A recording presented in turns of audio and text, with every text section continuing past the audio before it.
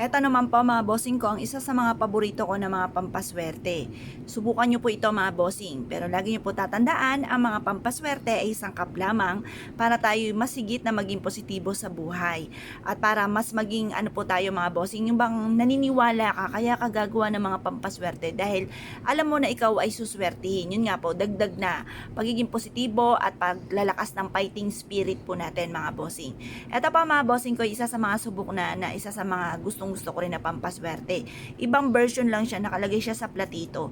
Ngayon pa mga bossing, subukan nyo po itong gawin mga bossing ko sa pamamagitan ng asin na isa sa mga pinakasubok na pang-cleansing ng kapaligiran. Kaya ako mga bossing dito sa table ko, sa kusina, maging sa negosyo, hindi ako nawawala ng asin. Kasi ang asin ay isa sa mga paborito ko na mga pampaswerte. Ngayon pa mga bossing, samahan pa po natin ng blockbuster at isa sa mga napaka-generous na magbigay ng blessing ang ating unli wishes na dahon ng laurel.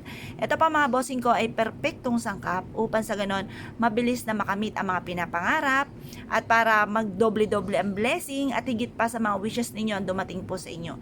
Ngayon pa mga bossing, ganito lang po inyong gagawin. Mga bandang 6:30 or kaya po ay alas 7, matatapos ang pampaswerte natin hanggang alas 8 lang ng umaga.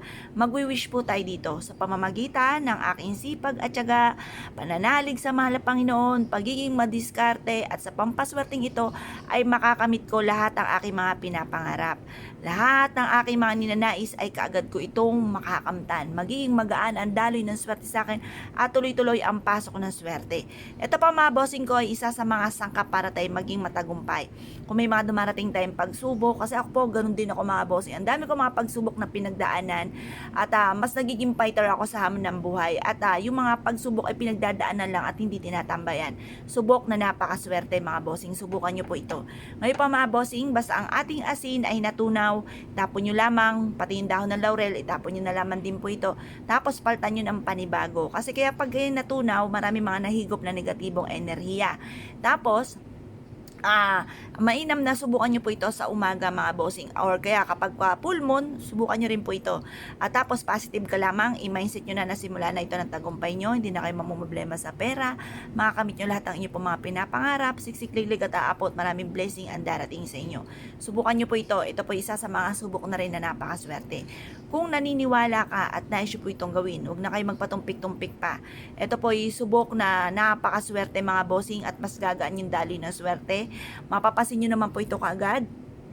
Or kaya po, mas magiging fighter ka sa hamon ng buhay. Maraming mga iba't ibang ideas na papasok sa inyong isipan.